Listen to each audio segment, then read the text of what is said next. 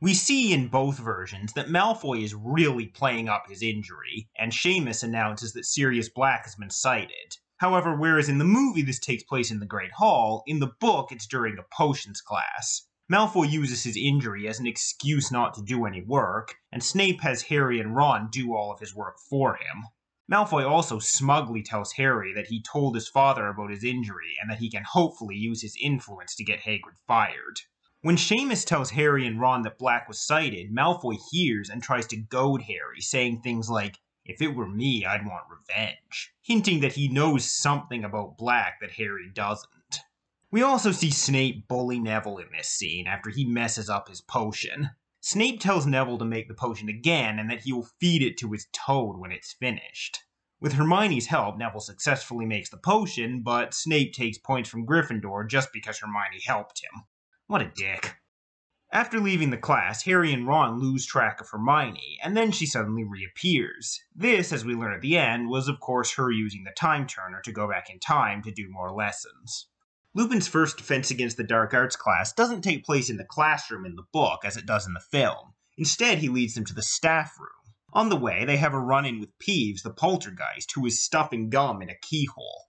Lupin uses a spell to make the gum shoot out of the keyhole and up Peeves' nose. When they arrive at the staff room, they find Snape, who, after some snide remarks about both Neville and Hermione, leaves. Then the class itself starts, and there are definitely some differences between the book and the show. First of all, in the book, Lupin straight up tells the students that there's a Bogart in the wardrobe, rather than asking and Dean somehow guessing. He also tells Neville out loud how to defeat the Bogart, so the rest of the class can hear, rather than whispering in his ear like he does in the movie. So how does the rest of the class know what to do in the movie? There are also some differences in people's fears and what they turn into. With Neville, it's kept the same. The Bogart turns into Snape, and he makes him wear his grandmother's clothes. Ron's Bogart does turn into a spider in both versions, but in the book he removes its legs, whereas in the movie he gives it roller skates. I actually think the roller skates are funnier. Parvati's Bogart in the movie turns into a snake, and she turns it into some sort of Jack-in-the-Box clown, which honestly is kinda scarier. In the book, her Bogart is a mummy, on which she loosens a bandage, causing it to trip and become entangled. We also see Seamus and Dean's Bogarts, which we don't in the movie. Seamus's becomes a banshee, who he makes lose her voice, and Dean's becomes a walking severed hand, which he traps in a mousetrap. Now, a fairly big difference is that in the book, we never actually see the Bogart transform for Harry. Lupin deliberately jumps in front of it before it can. His reason for this, in both the book and the movie, is that I assumed it would take the shape of Lord Voldemort. Except this doesn't make sense in the movie, because in the movie he clearly saw it turn into a Dementor before he jumped in front. Seeing Lupin deliberately stop him fighting the Bogart also has an effect on Harry's self-esteem for a bit in the book until he learns the reason, because he thinks Lupin thought he was incapable of fighting it. So when Lupin jumps in front of Harry, the Bogart turns into the moon, hinting at his being a werewolf. In the book, this is described vaguely as a silver orb, making it a bit more difficult to figure out, but I really don't know a way around that. Honestly, his name is enough of a giveaway anyway. In the movie, Lupin turns the Bogart into a balloon, which flies back into the wardrobe, but in the book, he turns it into a cockroach, which lands at Neville's feet, and turns back into Snape. Neville finishes it off by putting it back in his grandmother's clothes and causing it to explode. Also, this is after the class, but I do enjoy this exchange between Ron and Hermione. He seems a very good teacher. I just wish I could have had a turn at that Bogart. What would it have turned into for you? A piece of homework that only got 9 out of 10? After this, there's a time skip to the start of October. The book fills us in on things leading up to then. Defense Against the Dark Arts has become nearly everyone's favorite class, and following the Bogart lesson, they've now studied creatures like Redcaps and Kappas. The story about the Bogart taking Snape's form and being turned into Neville's grandmother has spread through the school, much to Snape's anger, and as a result, he has started bullying Neville worse than ever. Trelawney has started predicting Harry's death pretty much every class, causing other students, especially Parvati Patil and Lavender Brown, who both somewhat admire Trelawney, to speak to him in hushed voices. Care of magical creatures has become rather boring, as Hagrid, worried about another incident like the one with Malfoy and the Hippogriffs, has started teaching the class about flobberworms, which are said to be some of the most boring creatures in existence. As I've mentioned before, Quidditch isn't focused on nearly as much in the movies as in the books, and we really start to see that in this one. One of the subplots in the book is that since this is Oliver Wood's last year at Hogwarts, it's also his last chance to win the Quidditch Cup. As such, there's probably more of a focus on Quidditch in this book than in any of the others. This subplot is cut from the movie though, and we only really see one Quidditch match, the one where Harry is attacked by Dementors. I don't blame the filmmakers at all for cutting it though, there's just no time for it in a movie, and it probably would have got tiring to watch. Also during this time, while the trio are doing homework, Crookshanks lunges at Ron's bag after he mentioned Scabbers was in there. This results in Ron and Hermione fighting over it yet again, as Ron is rightfully angry that Hermione is still keeping Crookshanks near Scabbers after he's tried to attack Scabbers several times, and Hermione keeps stubbornly defending him. Ron also notes that Crookshanks seemed to understand him when he said Scabbers was in his bag, and that the cat seems to have it in for Scabbers. Funny enough, it turns out he's right.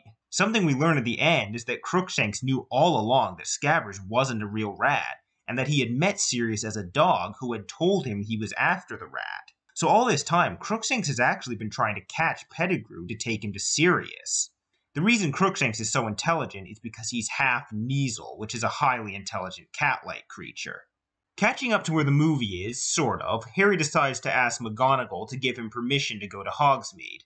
But in the book, this doesn't happen outside as everyone is leaving. Rather, he asks her at the end of a Transfiguration class. Before that, though, he and the other students see Lavender Brown crying as she just learned that her pet rabbit died. As Trelawney predicted, something she dreaded happened on this date. Hermione, however, uses logic to try to prove it was a coincidence. Again, while this moment wasn't necessary to show in the movie, it does show us one of Hermione's flaws, which is that she can be really insensitive when she's trying to prove a point. So Harry asks McGonagall to give him permission, but she refuses, and he ends up not going. While walking through the halls, Harry is noticed by Professor Lupin in his classroom, who calls him in and they have a talk, where he tells Harry the reason he stopped him from facing the Boggart. Something the movie does that I really like is that it takes advantage of the fact that it's a visual medium, by taking these conversations, which usually happen in Lupin's office in the book, and putting them in more visually interesting places, like this bridge and later these woods by the lake. The movie also expanded upon this conversation as Lupin reveals that he knew Harry's mother and father, something he doesn't tell him until later in the book. Also, interestingly, despite the fact that he was very close friends with James, he seems to have a lot more to say about Lily here, and it almost sounds like he was closer with her. That said, I do like this dialogue they added, which wasn't in the book at all. Your mother was there for me at a time when no one else was. Not only was she a singularly gifted witch, she was also an uncommonly kind woman. She had a way of seeing the beauty in others, even and perhaps most especially when that person could not see it in themselves. And your father, James, on the other hand, he had a certain, shall we say, talent for trouble. A talent, rumor has it, he passed on to you. Sadly, one thing we don't see in the movie is that during this conversation, Snape enters the room to give Lupin a mysterious potion. Harry suspects that Snape was trying to poison him, and this becomes even more suspicious when Snape takes over his next class due to Lupin falling ill. As we learn at the end, however, the potion is actually one that lets Lupin keep his mind when transforming into a werewolf. I like this because despite Snape's dislike for Lupin, and just his general personality, it shows him doing something genuinely helpful for him. Ron and Hermione return from Hogsmeade with treats for Harry, and they attend the Halloween feast. Afterwards, the students head back to the common room, where they find the fat lady missing and her portrait slashed. In the movie, Filch notices the fat lady hiding in another painting, and she tells them it was Sirius Black. But in the book, they can't find her, and instead it's Peeves the poltergeist who tells them gleefully that it was Black. Honestly, I kind of like how in the movie, Filch was immediately able to spot her. I totally believe he could.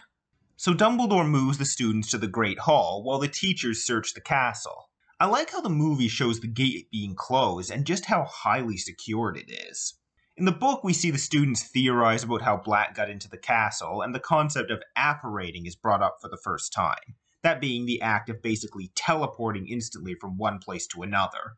Hermione also tells us some important information, which is that there are enchantments around Hogwarts that prevent anyone from apparating in or out of the grounds. This is never mentioned in the movie, so the question is still open there about why Voldemort or the Death Eaters don't just apparate right into Hogwarts. We then have the conversation between Dumbledore and Snape, with Snape suggesting Black must have had inside help, obviously suspecting Lupin, a suggestion Dumbledore firmly denies. One thing the movie added that I do like is Snape suggesting that Harry be warned that Black is after him. I know I've talked about Snape being watered down in the movies, but this is something I don't think would have been out of character even for book Snape. As horrible as he can be to the students, he does deep down care about their safety, especially Harry, who, as we learn in Deathly Hallows, he's made it his life's mission to protect. Following this, in the book, and a deleted scene in the movie, Sir Cadogan has taken over the Fat Lady's job at the entrance to the Gryffindor common room, and he proves to be quite a nuisance as he keeps challenging people to duels and creating ludicrously complicated passwords, which he changes twice a day. We also see that the teachers and Percy have started tailing Harry everywhere and finding excuses to walk with him, obviously to protect him. McGonagall even calls Harry to her office to tell him Black is after him, to which he responds that he already knows. She also has Madame Hooch oversee all of Gryffindor's Quidditch training sessions. Speaking of Quidditch, Wood informs the team that they're not going to be playing Slytherin in their first match like they were supposed to. Supposedly, Malfoy is still too injured, so they're going to play Hufflepuff instead. Of course, really it's because Slytherin don't want to damage their chances of winning by playing in the bad weather. Thanks to Wood trying to give Harry advice on how to play against Hufflepuff, Harry arrives late for his Defense Against the Dark Arts class, which is being taught by Snape. Snape makes a lot more snide remarks about Lupin's teaching method in the book, but aside from that, the scene plays out pretty similarly. Except for one thing. That is the second time you have spoken out of turn, Miss Granger. Are you incapable of restraining yourself, or do you take pride in being an insufferable know-it-all? He's got a point, you know. What the hell, Ron? The teacher insulted a student, one of your best friends, and you take his side? In the book, despite he himself having called Hermione a know-it-all on several occasions, Ron actually stands up for her and calls Snape out on his behavior. This, of course, gets him a detention. Again, I don't know why the movies decided to do this to Ron, but in addition to making him more of a wimp, they also made him much more of a dick for some reason. After the class, in the book, Harry notes that Snape seems to particularly have it in for Lupin, even compared to the previous Defense Against the Dark Arts teachers, and wonders why. We then come to the Quidditch match against Hufflepuff, and something the movies don't mention is that the Hufflepuff Seeker Harry is playing against is actually Cedric Diggory. That's right, this is where we meet Cedric in the books. Granted, he's not really an important character until the next one, but I think it's kind of cool how Rowling actually established him before the book in which he dies. In the book, during the match, some lightning briefly illuminates part of the stand, and Harry sees an enormous black dog sitting in an otherwise empty box. He thinks this is the Grim, but of course it's actually Sirius, who wanted to watch Harry's match. In the movie, Harry sees some sort of image of the dog in the clouds, which is confusing. Like, what was that all about? Also, when the Dementors attack Harry, he doesn't just hear his mother screaming, he actually hears her begging for Harry's life, and Voldemort telling her to stand aside. Oh, and Cedric doesn't get struck by lightning in the book like he seems to in the movie.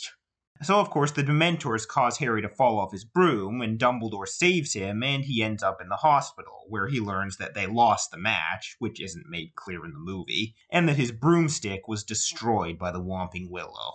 Following this, Harry becomes quite depressed and worried. In addition to losing both the match and his broomstick, he also thinks he's weak due to the fact that he's the only one who passes out around the Dementors. He's also worried because both times he's seen what he thinks was the Grim were followed by near-fatal accidents, almost being run over by the night bus and falling 50 feet off his broom.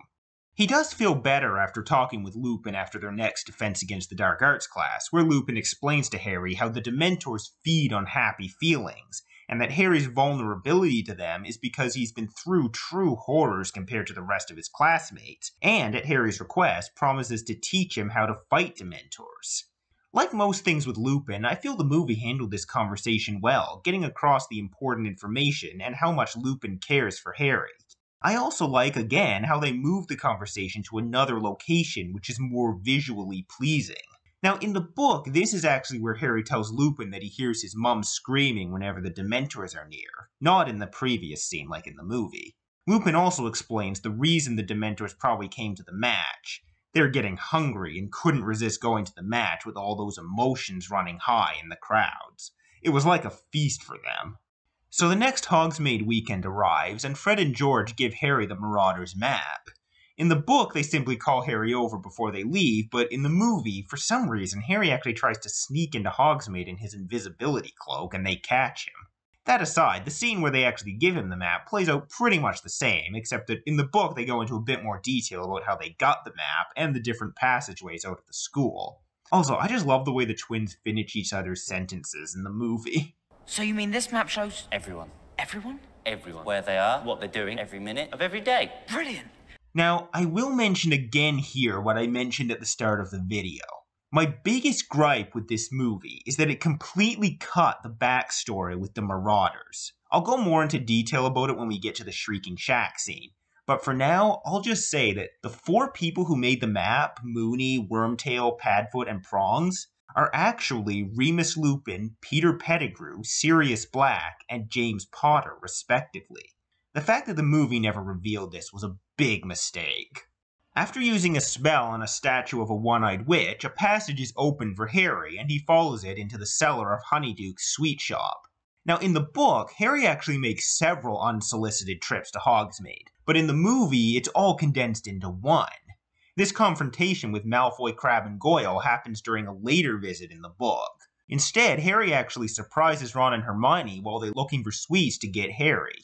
It's also worth noting that Harry isn't wearing his invisibility cloak during this trip in the book. Also in the book, Hermione is much less excited to see Harry there and more worried. She also thinks Harry should hand the map in to the teachers so they can secure the secret passageways in case Black is using them. While she does say this in the movie, she also seems to let it go pretty quickly, while she's much more insistent on it in the book. The trio arrive at the Three Broomsticks, where of course Harry learns that Sirius Black was friends with his dad and supposedly betrays him. It plays out a bit differently in each version though. In the movie, the trio see Fudge and McGonagall enter the inn whispering to Madame Rosmerta about Harry and Sirius Black, and Harry decides to follow them under the invisibility cloak to listen in. In the book, the trio actually arrive first and decide to go in for butterbeer. Fudge and McGonagall then come in afterwards, along with Hagrid and Professor Flitwick. Since Harry doesn't have the invisibility cloak, he hides under the table. Before I move on to the conversation itself, I want to say I just love the little comedic touches the movie puts into this scene. Like Hagrid accidentally ripping off the door to Fudge's carriage, and Fudge stepping over some poop on the road, only to be forced to step back into it when Rosmerta advances on him. As for the conversation, it is very bare bones and simple compared to the book version, and leaves out a lot of important details. Sirius Black may not have put his hands to the Potters, but he's the reason they're dead. Not only did Black lead you-know-who to the Potters that night, but he also killed one of their friends, Peter Pettigrew. Sirius Black was, and remains to this day, Harry Potter's godfather. However, there's much more to the story, and I feel like the movie should have included this. This also kind of ties in with the movie leaving out the backstory on the Marauders. First of all, we learn that Harry's father and Sirius Black were like brothers, that Black was James's best man at their wedding in addition to being Harry's godfather, and that while very bright, they were both troublemakers. We also learn more details about how the Potters were hidden and why everyone believed that Sirius had betrayed them. One of Dumbledore's spies, who as we learn in Deathly Hallows was Snape, informed him that Voldemort was after the Potters, so Dumbledore decided to hide them using the Fidelius charm, a spell that makes it so a place is impossible to find unless a chosen person, known as the Secret Keeper, divulges the information. And Sirius had been made the Potters' secret keeper, or so everyone believed. Therefore, the only way Voldemort could possibly have found and killed the Potters is if Sirius had betrayed them. Of course, as we learn from Sirius at the end, things were actually a bit different than that. The Potters were going to use Sirius as their secret keeper, but at the last minute they switched to Peter Pettigrew, as Sirius would be the obvious choice, and therefore the one Voldemort would be likely to go after first, while he would never suspect they would use Pettigrew. Unfortunately for them, this was exactly what Voldemort was betting on, as Pettigrew was already spying for him. The Potters hadn't told anyone about the last-minute switch, not even Dumbledore or their friend Remus Lupin, which is why those two, along with everyone else, believed Black's guilt. Moving on, they also discuss Black's supposed murder of Peter Pettigrew along with 12 nearby Muggles. The belief surrounding this is that Pettigrew went after Black to get revenge for the Potters. He even screamed, "Lily and James Sirius, how could you?" Of course, as we later learn, it was the other way around. Sirius went after Pettigrew to avenge the Potters, and Pettigrew faked his own death and killed the 12 Muggles to frame Sirius further. Hagrid also describes the events of the night after the Potters were killed. He picked up Harry from the ruin of the house, and then Black showed up and, being Harry's godfather, asked to take him.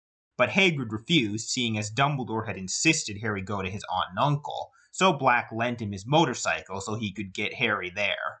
Fudge also says that when he visited Azkaban, the Dementors seemed to be having very little effect on Black.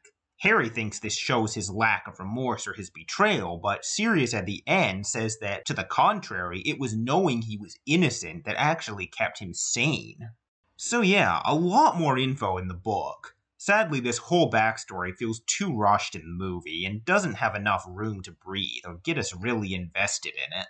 After hearing all this, Harry is naturally filled with rage towards Black.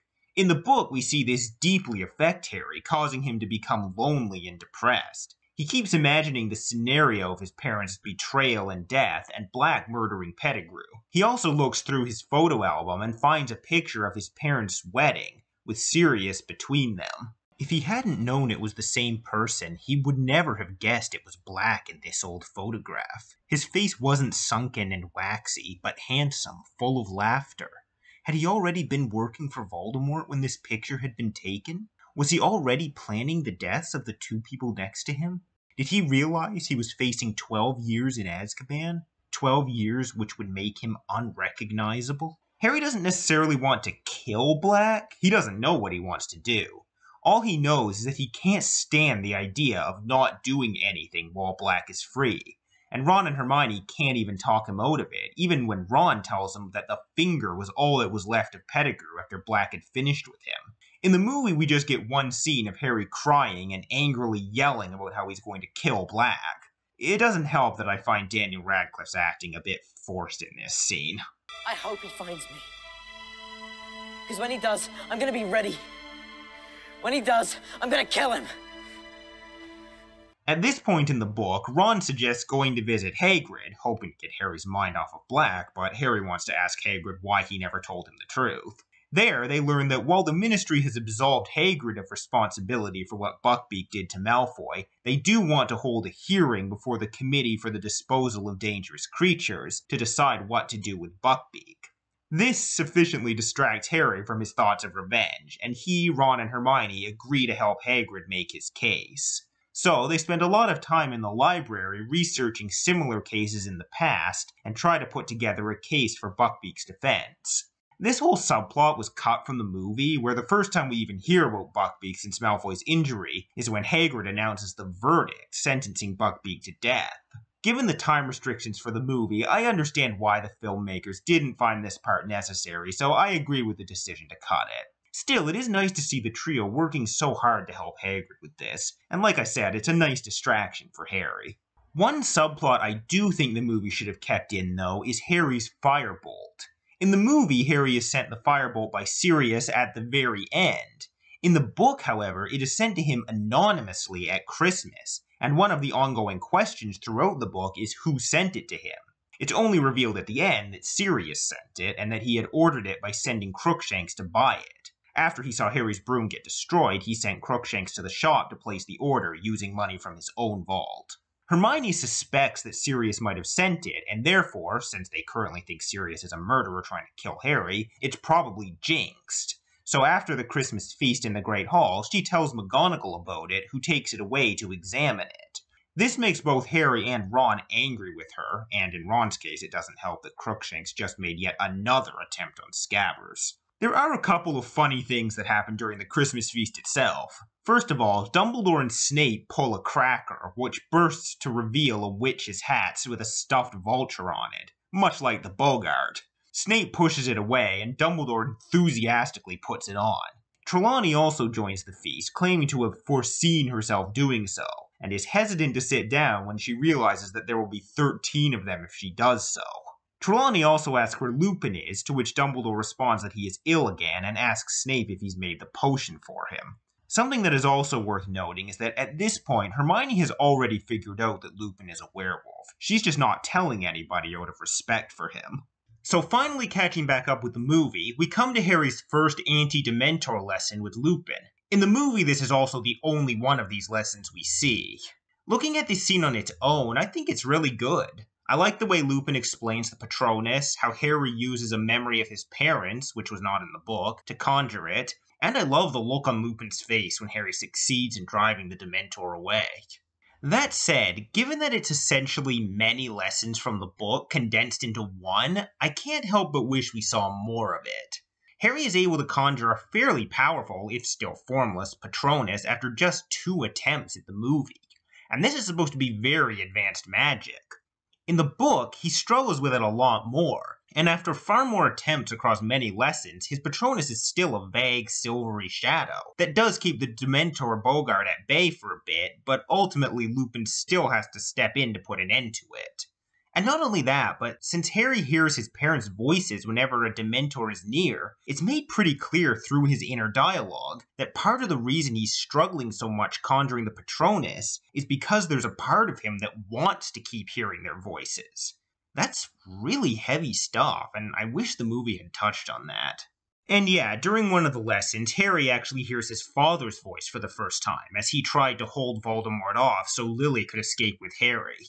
Harry tells Lupin this, and this is where Lupin reveals to Harry that he and James were friends. Harry then realizes that he must have been friends with Sirius Black too, and asks him about it, to which Lupin responds, "Yes, I knew him. Or, I thought I did." Also, while the movie generally does a good job explaining what a Patronus is, one thing it doesn't really make clear is that a fully formed Patronus takes the form of some kind of animal, which is unique to the wizard conjuring it. This is quite important later, not just in this book, but in future books too. Time passes until February, with Harry continuing the Anti-Dementor lessons as well as Quidditch practice, he still hasn't got the Firebolt back, while Ron struggles to figure out the mystery of Hermione's impossible schedule. There's a really funny moment from Wood as he tells Harry about his failure to get the Firebolt back from McGonagall. "She got a bit shirty with me, told me I got my priorities wrong. Seemed to think I cared more about winning the cup than I do about you staying alive. Just because I told her I didn't care if it threw you off as long as you caught the snitch on it first. Honestly, the way she was yelling at me, you'd think I said something terrible." During another lesson with Lupin, Harry asks what's under a Dementor's hood, and Lupin says that the only people who know are in no condition to tell anyone. He then tells Harry about the Dementor's kiss, which they use to suck out someone's soul, which is far worse than death because their brain and heart are still working in what's essentially an empty shell. The movie, unfortunately, doesn't explain this, even though I think it's fairly important to understand the distinction and why Dementors are so horrifying. On the way back to the common room, Harry runs into McGonagall, who finally gives him back his Firebolt, saying it seems to be safe, and encourages him to win the match against Ravenclaw. When he and Ron, who he ran into along the way, arrive at the entrance to Gryffindor Tower, they find Neville, to whom Sir Cadogan has refused entry because he's forgotten the password and has lost the page he wrote it down on. Harry and Ron give the password to let themselves and Neville in, and then they make up with Hermione. However, in Ron's case, this doesn't last long. He finds blood on the sheets of his bed, several ginger cat hairs on the floors next to it, and Scabbers missing. Clearly, Crookshanks ate him.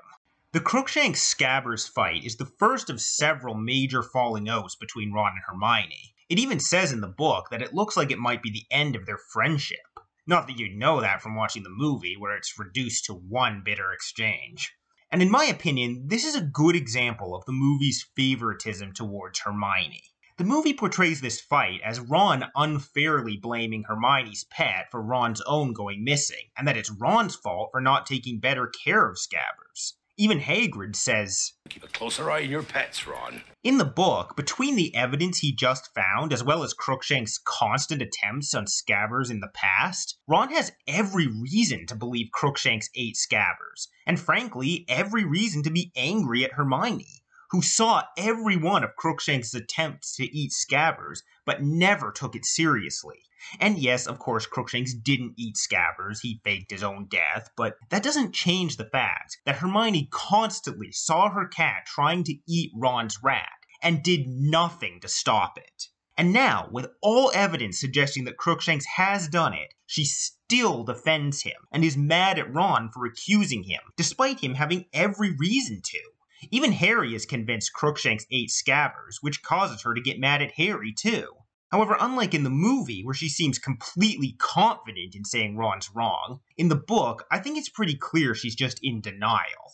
I think she believes it too, but is too prideful to admit it. And in the end, I think that's all Ron wants from her. Just for her to admit she was wrong to enable Crookshanks' behavior, which she was regardless of how things turned out, and to apologize to him. And later on, when she finally does apologize, Ron quickly forgives her. Granted, they do have more pressing things to worry about at that time. And yes, in the end, it turns out Scabbers isn't dead. But that's honestly beside the point here, since Scabbers being alive or dead isn't really what the argument was about. It was about Hermione taking responsibility for her cat's behavior. The problem here is not Ron jumping to conclusions, which is how it's portrayed in the movie. It's that Hermione is unable to admit she was wrong. Ron, while technically wrong, is in the right here, and Hermione, while technically right, is in the wrong. The movie takes this complicated situation and turns it into yet another case of Ron being wrong and Hermione being right. Yet again, the movies remove one of Hermione's biggest flaws, that being her pride, and absolve her of all responsibility.